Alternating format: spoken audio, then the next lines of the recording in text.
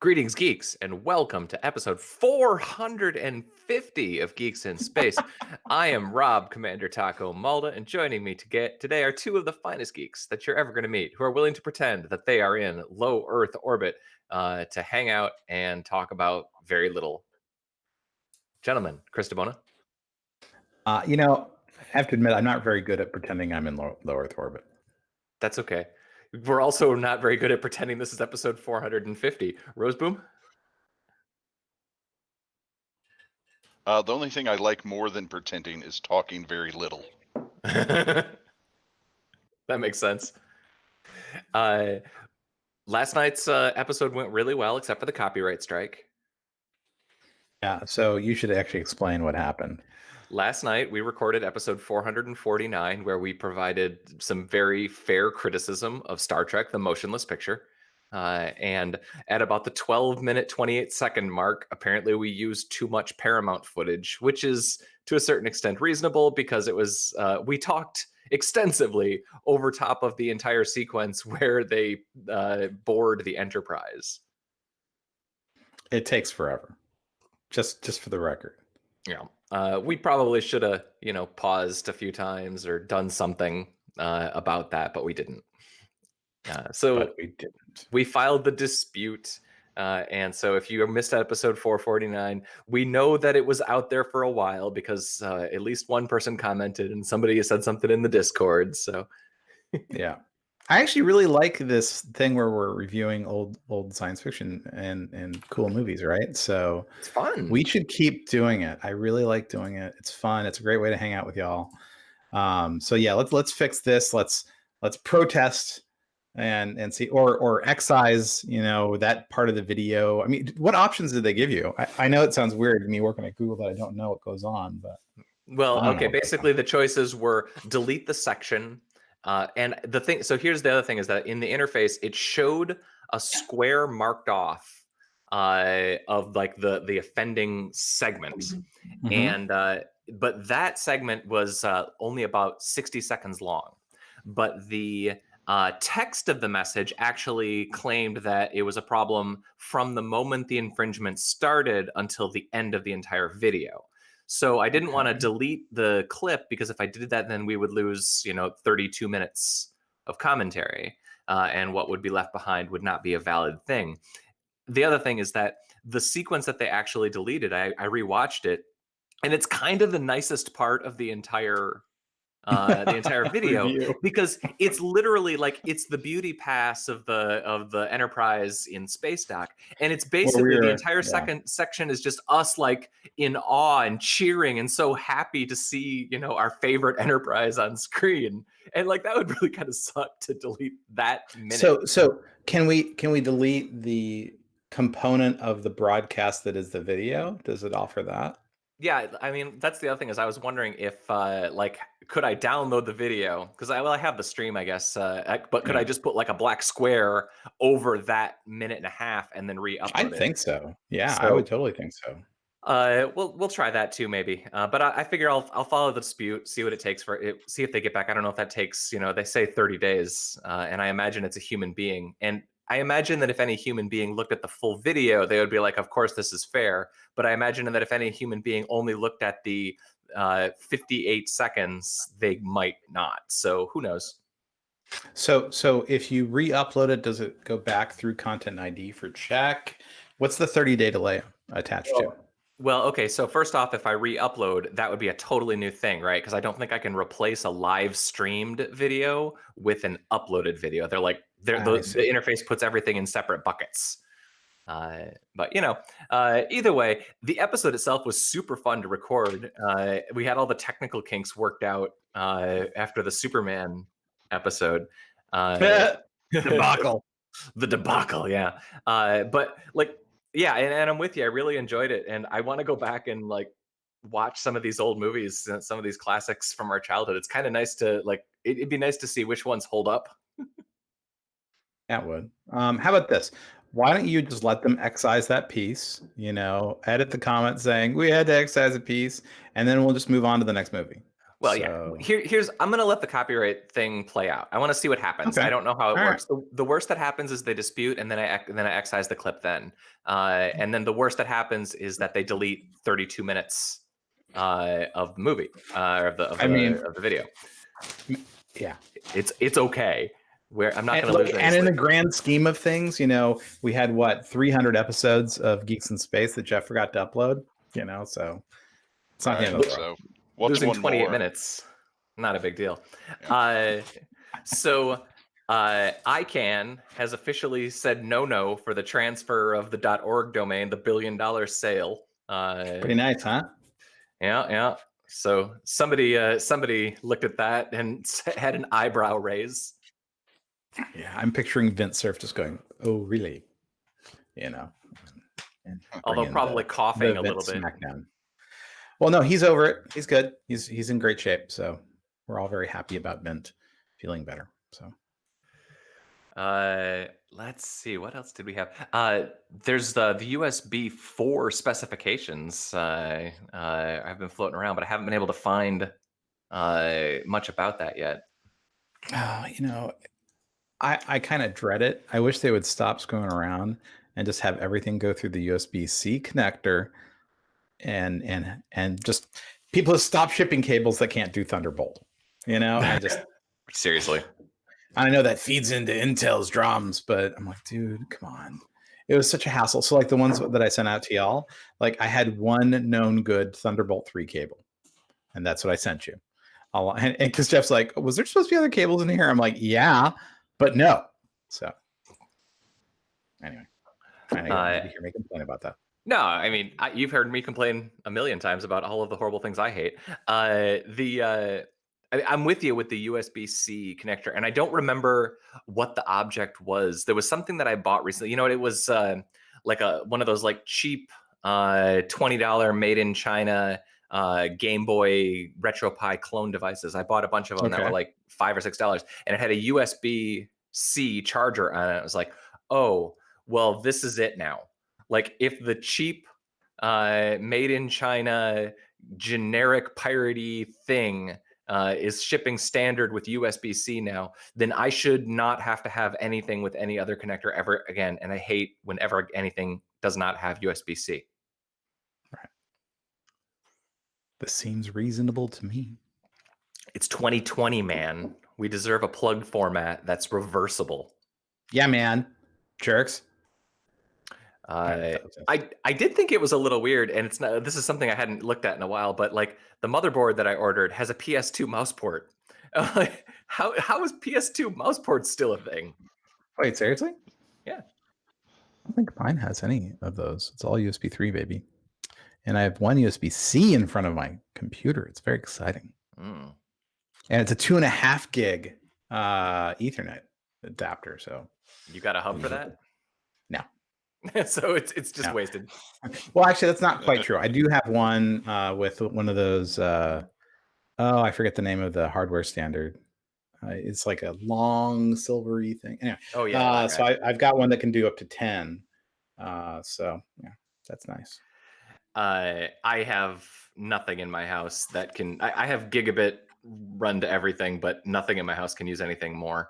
Actually, that's not true. The NUC that I think we're streaming off of here has a 2 gig port on it, but it would have to route through 3 hubs in order to get outside to my 300 megabit network connection. I can't imagine it matters. Wow. You can buy hubs now that have one port is 10 gigabits, and then the rest are 2.5 or 1, and they're not $700 switches or whatever. So if I were to buy a switch right now, I probably would go that route just for some future proofing. Yeah, so the Ubiquiti, I think it's 16 or 24 port switch, has 10 gigabit up and down, as well as the Security 4G USP. But those are $500 switches, right? They might be a little expensive, but you can get but actually 10 gig switches are coming down in price quite a bit. But the other problem is they're a little loud, right? So unless you're willing to run RTX voice, it's well, the other problem too, I suppose, is that going on. 10 gigabits is kind of a Looney Tunes amount of data, unless you're like editing video like live. Like 4K video. Yeah. I mean, 1 is a bit short. 2.5 is probably enough for home environments for now. I mean, unless you're streaming 4 or 5 4K TVs over the same backbone, at which point you're bottlenecked at the street and not by your home. Turtlenecked.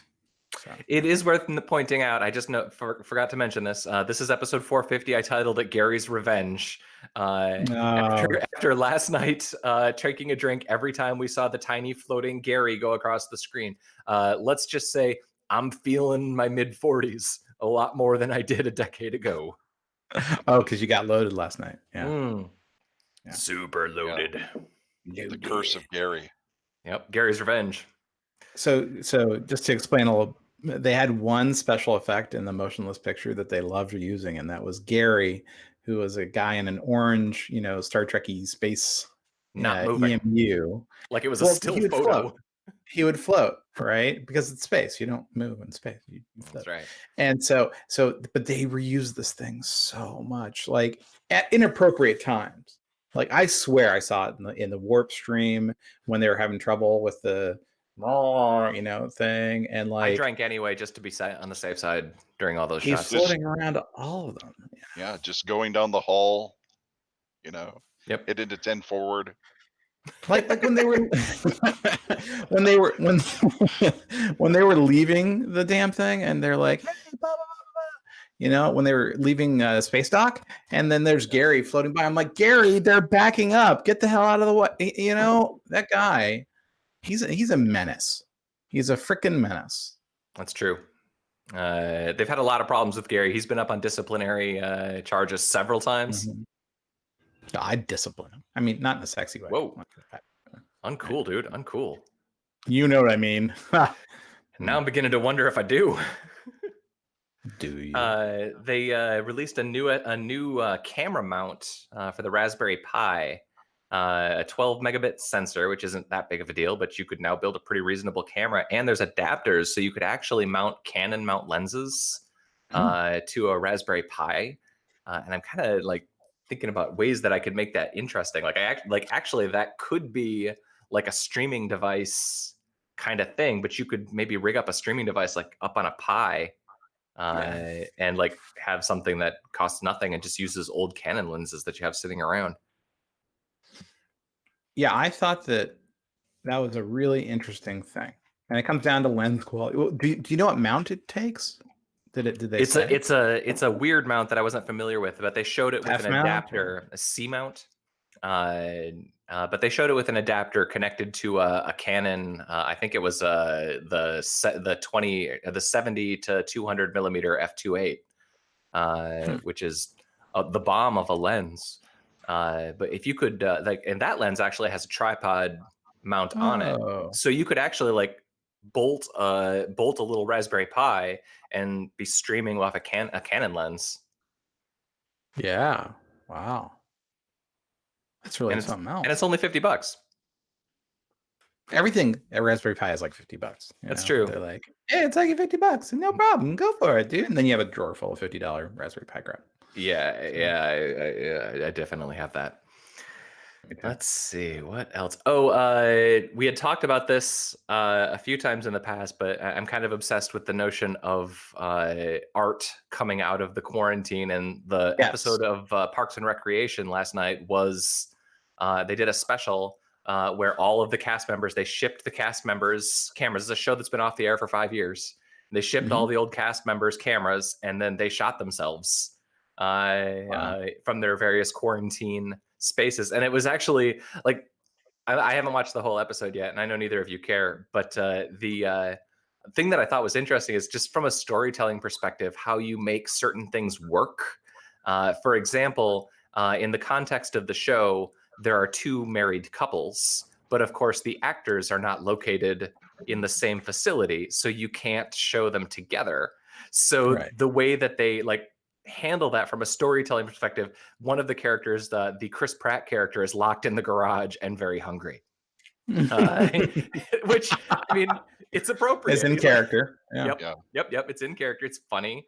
and at one of the other characters, it was like, well, one of the characters is a nurse. And so her husband is like, she's self-quarantining in the front of the house. And then he like turns and says, I love you. And then she's like, I love you too. But from their separate chat windows. Like storytelling wise, interesting. And the other thing that's interesting is that they obviously shot each of their scenes. Like they obviously couldn't shoot with scene partners.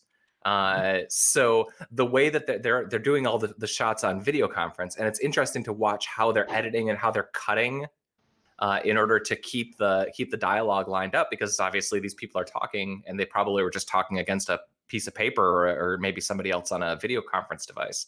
But the timings would be out of sync. So they're cutting to full screen view, to the side by sides, and the editing for that must have been a really interesting technical challenge. Because you have to line up all of these cuts that in a way for a show that, I mean, that show obviously was shot live, or shot with a cast and facing each other, so you would have like timing data to sync up shots and stuff. I'll have to check it out. I forgot that was last night. I love me some Parks and Rec. It's one of the best. I really the first season, but like that's a very satisfying show to watch, and like Swanson, I think, might be one of the best characters in television. I told you by the time I met Nick Offerman, right? Did he whittle something for you?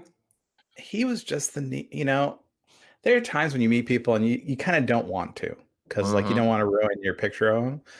That guy, though, absolutely, what a fucking mensch! What a great guy, Because I saw him at this thing and I was like, hey, I got to tell you something. We have a friend in common, Jimmy DiResta, and at first he played off like he didn't know him.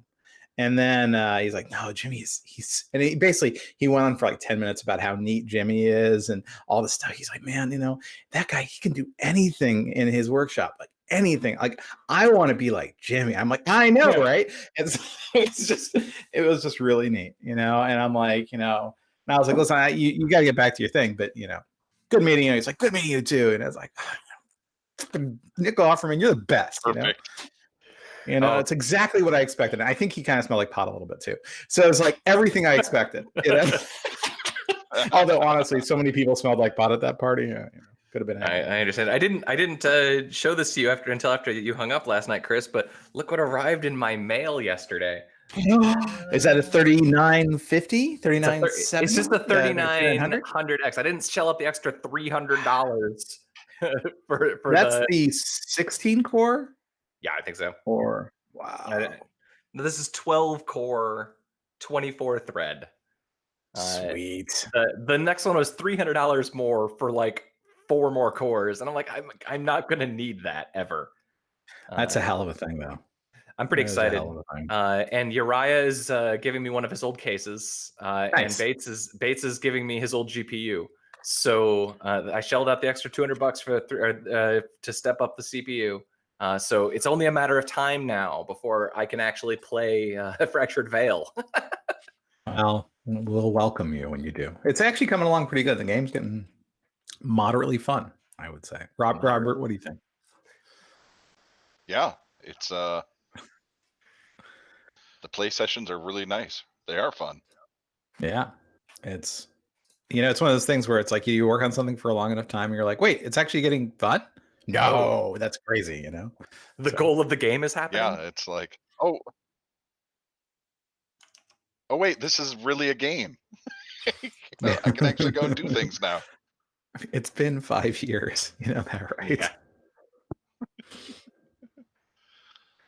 So, Rob, in our area today, Dairy Queen opens up for curbside or delivery.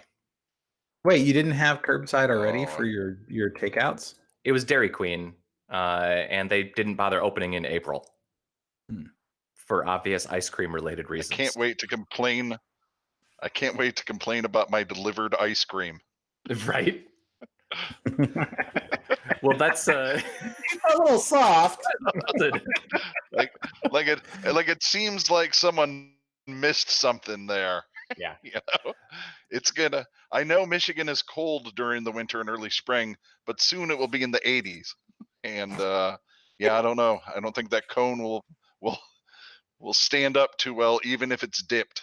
You know how you do at the Dairy Queen, they do the thing where they have to turn the cup upside down to show you the structural integrity of the blizzard. I hope they have to do that at your door, but like curbside. So like they have to stand in your driveway and shake it upside down to demonstrate your blizzard is still frozen. You just shout, "Not good enough, Gary. Come back with another." Good enough, Gary. It ain't gonna work. Freaking Gary. We have a long tradition in our house of somebody, if you run through downtown, you pick up Dairy Queen for the people back in the house. And that kind of doesn't work once the temperature is over about 85. Like you just can't get your ice cream back home unless you want to just drink cold milk. But I was actually thinking that it might actually work okay for them because in theory, they would be able to, have a cooler, which is not something that we have when we're just picking up ice cream for the kids. Advanced cooling technology. Even a cooler, though, they'd have to keep it cold. You know what I mean? They'd have to prep it and make it freezer temperature first somehow. Yeah. I mean, I think we're actually going to go there today and pick up some ice cream because my wife, it's her birthday, and she wants but two things in this world. She wants a Little Caesars pizza and a Dairy Queen ice cream. And in this quarantined era, these are actually difficult things to achieve. I know Little Caesars has those drop-off boxes now. Yeah, that's why we were going to do that. Just throw your money in, and it you craps can out pay a with pizza. the app. I'm sorry. Little Caesars are so gross, dude. I don't disagree. My son's really fun. Horrible. He doesn't actually, he's never eaten them, but he's heard enough YouTubers talk about Little Caesars. He's like, "Hey Dad, I heard the cardboard box tastes better than the pizza." I'm like, "You're 13, I think remembering back, I think our hot lunch pizzas at school were better than Little Caesars, but they're certainly about the same. Our usual pizza delivery place is the local Cottage Inn, and oddly enough, the Pizza Friday for my kids for their hot lunch is just Cottage Inn, so they get the same pizza. No, I'm with you on the Little Caesars. It ain't my jam, but also it ain't my birthday, so I don't get to choose the brand of pizza. If I was going to be choosing the brand of pizza, we'd go to Pizza House in downtown. That's a good pizza. Amen. That's a good pizza. We have a place called Delfina Pizza here in low Earth orbit, Palo Alto, and I adore them normally. We need to revisit them tonight and see if they've upped their game a little bit, because I think they were just like pushing out so many takeout pizzas that they were just like, my wife got a broccoli raw pizza that was uneven. What? So. But honestly, they're so good, man. They do such a good job. They do the Neapolitan style pizzas, So good stuff. Yeah, I could go for some. I could go for some pizza with some fresh basil on it. Yeah, right. Well, I have a basil plant. I planted a victory garden of sorts with some tomatoes and basil and dill. And I planted mine too, but the Jolly cucumber. Ranchers didn't sprout. Neither did the bottle of Bushmills. I got some Bushmills tree going over. Yeah. So. Vines are doing well, though. I pruned them. Soon I will provide Chex Mix to everyone in the neighborhood. Chex Mix trees. That's great. That's true. I could go for some fresh Chex Mix. I haven't had that in a while, actually. What else do we have on the list today? There's a new Clone Wars today. I'm almost done with Better Call Saul. So good. He's Mike's in the desert, walking with a friend. Wow. That episode is intense. Close. That episode, it's like I was sore and sunburned after that episode. I was like, dude. And the things that they did visually to tie that back into like the early episodes of what's the other show? with Bryan Cranston, Breaking Bad, with the towel on his head and everything. It's like, oh, you've you know what you're doing. You know what you're doing. You're evocative. You know. Have either of you ever had heat stroke or anything like that? Because no, I've gotten bad and watching that episode. I think once I did. Watching that episode just brought that back to me. Just like, wow, yeah, no good. Did not like. I don't know. Upload premieres, I think, on Monday. That's the 4th. That's so maybe we probably won't have that for next episode, but I'll be watching that one. Although that one's going to come out like as a whole season at once, I think. So yeah, I hope it's good. I was thinking a lot about that. New Rick and Morty on Sunday. Oh, Rick and Morty! Thank goodness. I still haven't been able to get deeper into that, man. Sorry. You know, it's okay. You're a bad person. We've made our peace with that. I was going to say, maybe you're just like more of a decent person than I am, so don't appreciate how horrible Rick is. Pretty much. It's the most horrible human beings on the planet. And then I don't know. It's like I'm rewatching Community a little bit while I'm puttering, and it's still good, because I'm still on season 1, and it's actually really good. But yeah, man, I don't know. So Community, man, from episode 6 through season 3 is just some of the best TV you'll ever have, and then season 4 is garbage, and then season 5 and 6 is about shooting at about 50% for those 2 seasons. But it's some of the best TV ever, man. Yeah. Well, isn't 5 and 6 when Harmon comes back? Yeah.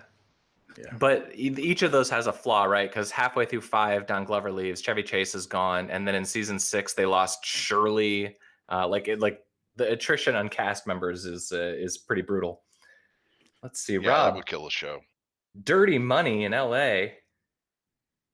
This is that's actually a pretty cool story. So it's kind of twofold. There's so since so many businesses are closed, criminals are having a hard time laundering money. And what money they are able to launder, no one wants to touch for fear of getting sick. So so it really is dirty. Yeah, the COVID-19 is single-handedly affecting crime more probably than any other agency that we have right now, simply because there isn't a mechanism to hide their money and no one wants to touch it. So that was kind of an interesting story. Do you think I saw this other one that you shared the Japanese aquarium video chatting eels? I wonder if we could video conference them in and have us join us for an episode this week. They might. Wait, who now? That story's funny because there's, they're garden eels, and they're kind of cool to look at because they spend most of their lives, half inside their burrow, eating whatever floats by and then hiding when something scares them. So they've gotten used to looking at people, so they're out eating, moving, so people can see them. But since nobody's able to go there for so long, every time people walk by their aquarium now, they hide. So they're worried that when they do open, they're just gonna stay underground in their burrows and no one will be able to watch them. So they're setting up video conferencing so that the eels can get used to seeing people again and go about their daily lives. Wow. Charming and sad. Or lonely eels. I mean, I will say that my consumption of live animal video streams in the last 60 days has been dramatically higher. Like watching penguins do weird crap and watching dogs walk through the zoo. Like, Oh yeah, there's tons of videos of different animals visiting other animals out there right now. You know, so you can watch. How's it going? The dolphins look at a sloth, and penguins meeting a weasel. all sorts of animal pairings like that. Well, we had the goat to meeting thing in one of our all hands as like a pick me up, and that was Goats pretty in funny. pajamas. No, it was a woman walking around a goat farm, introducing us to the goats. For like 10 minutes. And Uriah, how do you think Uriah responded to this? I would assume Uriah turned off his screen and microphone and then left. No, he texted me. Why are we spending 10 minutes doing this? He's an irascible fellow. Was he concerned that one of the goats was a security risk? No. Security goat. No. He's like, I'm getting hungry. And I'm like, here we go. Because of course the goat to meeting people are pretty animal friendly. I would imagine. So you just call and they just like let you hang out with their goats on their farm for a few minutes? Yeah. That's actually, I mean, that's right really up there. Sweet. Yeah, that's up there with for a while Uber had the thing where you could summon a mariachi band. I always liked that. What? Yeah, that sounds horrific. I did not. Yeah. This is not a good thing. Or maybe it was Lyft. It was one of those ride sharing services, and they just had like a mariachi band that you could summon within their app. It was years ago. Oh, I know we don't talk about my new favorite. I know what my new favorite superpower is. Mariachi That's all I'm band saying. summoning. Yeah. It's on. People choose flight or invisibility or charm. Screw that. Mariachi band. Oof, there's a mariachi band. Is it repeatable? Like, can you summon like multiple ones, like to flank you in combat? It better be for what I have planned. All right, gentlemen, put down your giant, oversized guitars and pick up these knives. Yeah, we're gonna bust this bank door open by filling that room with mariachi bands until the walls explode. But sir, I went to music school for 4 years. Messy but effective. If they come complete with the sombreros, maybe they can use those as weapons somehow, like frisbees. Yeah, or something. Sort of like what was that movie? Mariachi. Yeah. El Mariachi. Yeah. Where they had all the weapons that came from their. Yeah. Anyway. That's a movie we should rewatch. That's a fun movie. I enjoyed that movie. Yeah. All right, folks, we're at the 32-minute mark. Shall we say goodbye to Jake, Elon, and Gary? Yeah, we should. And all right. Tom and this has been episode 450 of Geeks in Space. I'm going to say goodbye to Laszlo and Jake. It's like the end of Romper Room. It is. I'd like to thank Chris DeBona. You're welcome. Also, I want to point out, you know how I found out about the copyright strike? Laszlo comes into the kitchen. He's like, Dad, oh my gosh, look. And I was like, oh my gosh. And then I texted you. So. We did it. We're real now. The algorithm noticed us. Also, thanks, Rob Roseboom. Yep. See you guys later.